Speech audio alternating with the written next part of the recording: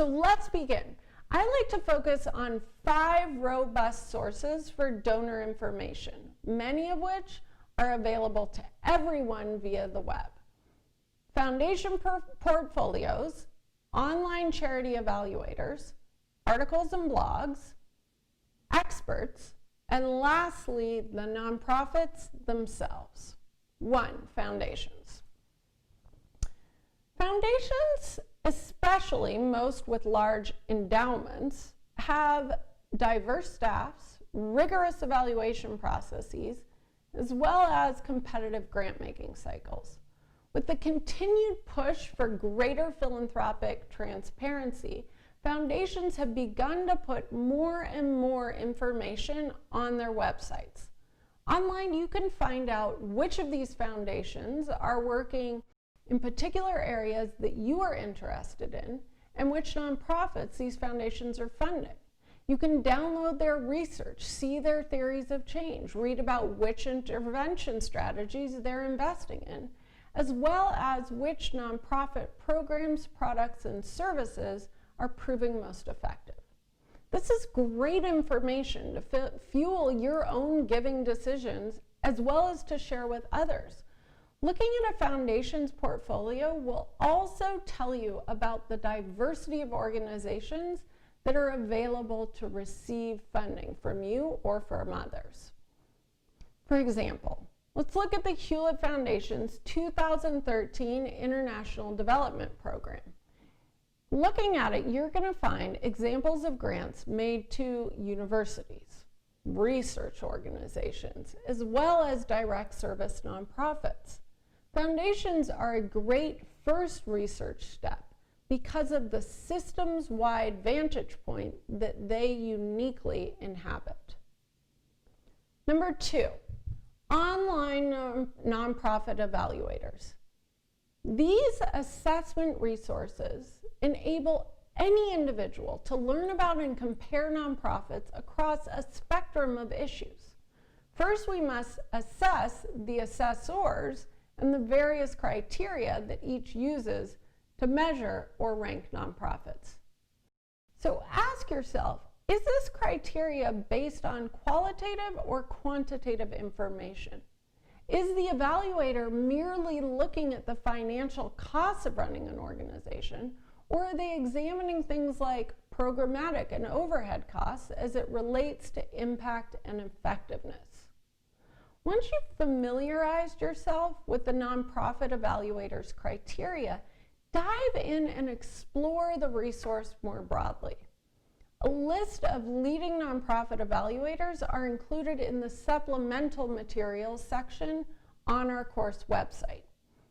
In order to increase your comfort level with these evaluators, I will give you a quick overview of 3 in no particular order. Right now, Great Nonprofits, Philanthropedia, and Charity Navigator. The first, Great Nonprofits, is like a Yelp for nonprofits. People who have interacted with a nonprofit, either as donors or volunteers, can post reviews and ratings, which are then aggregated. Individuals can search through the reviews and filter for things like rating and issue area. Philanthropedia, though now a division of GuideStar, does independent research on the impact of nonprofits. They survey industry professionals, directors, foundation program officers, and researchers about specific nonprofits. Philanthropedia aggregates these results and posts them on their website. The data Philanthropedia provides is similar to Great Nonprofits, but the information is coming from several leaders who have different and perhaps more objective perspectives than the individuals who might be serving as volunteers or donors. And finally, Charity Navigator evaluates nonprofits across 2 broad areas. 1, financial health, and 2, transparency and accountability. This information is derived from the Form 990, as well as the respective organization's website. Each charity has a page where you can view all of this data at once, as well as compare it to similar organizations. Collectively, these three assessment tools, Great Nonprofits, Philanthropedia, and Charity Navigator, can arm philanthropists like you and me with a lot of great information. That said, I always consult additional sources for nonprofit knowledge as well, and I encourage you to do the exact same thing.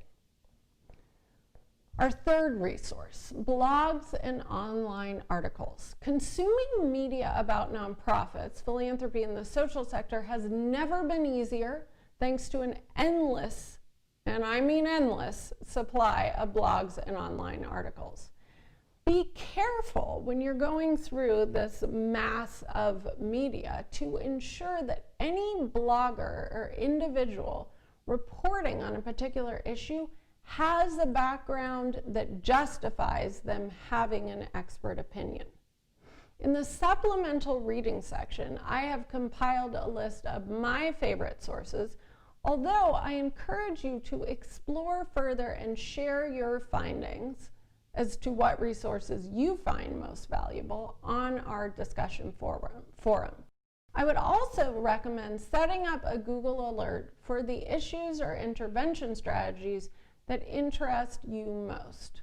Through Google Alerts, you can select key terms such as animal rights, leukemia research, or watershed protection, and receive daily or weekly notifications of the appearance of these words in blogs and news stories across the web.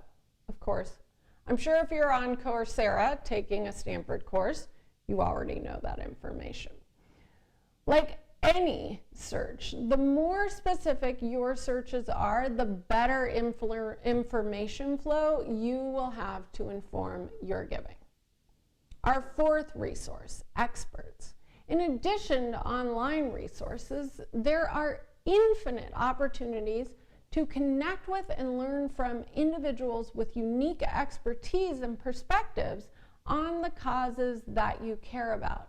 Look for organizations in your community that are focused on civic engagement and volunteering, and jump right in to help with service activities that can deepen your understanding of the specific social needs that are surrounding you.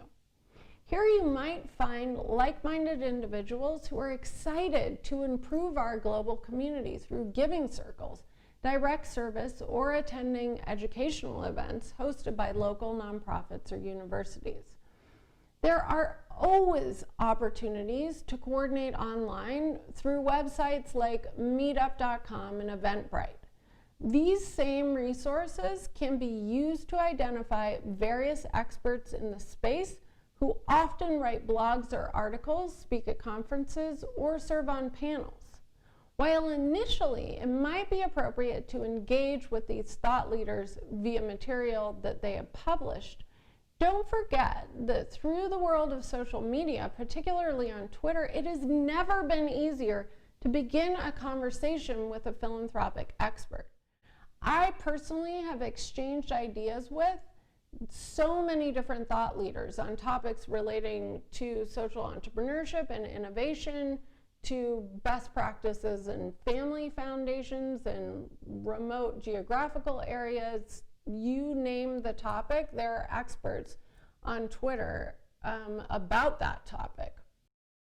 I've also had the opportunity to help countless individuals through both Facebook and Twitter. So to help kickstart your research, my team and I have created a helpful list of philanthropy thought leaders, which can be found in our supplemental materials section as well. Number 5, nonprofits. Finally, some nonprofits educate givers about the broader landscape surrounding the problems that they are working to solve. Working daily with the people that they serve and the network of players that influence their work, nonprofit leaders are insightful experts to learn from. Though it is important to remember to not overtax them with information requests or take them away from their critical work. One rule of thumb that I always follow in my philanthropy: unless you are going to make a gift that is significant both to the nonprofit as well as to yourself, I would request time from a nonprofit's volunteers instead of its staff. A key attribute of any successful philanthropist is listening. Nonprofits, in partnership with the people that they serve, are the individuals and organizations who know the best what it is that they need. We as givers cannot impose our own thoughts upon them. To the extent that you can, ask the nonprofits working in your social issue what it is they need to be successful.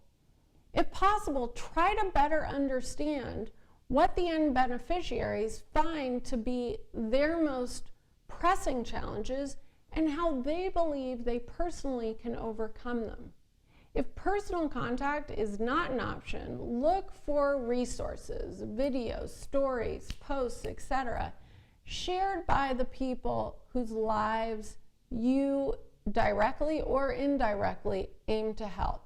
Seek their voices and opinions on what it is they need to be successful.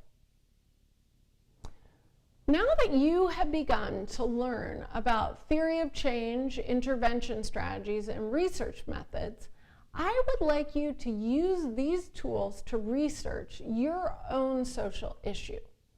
Start with broader research on your target issue, then dive into the resources that we just discussed: foundation portfolios, online charity evaluators, reading blogs and articles, talking to experts, and receiving invaluable nonprofit perspectives. As you move through these resources, begin a list of nonprofits as well as their intervention strategies. In our next video, you will create a landscape map, mapping out many of the nonprofits and intervention strategies that you were exposed to during your initial stage of research. This is going to help you identify other opportunities for continued research and additional nonprofits and approaches in which you can invest.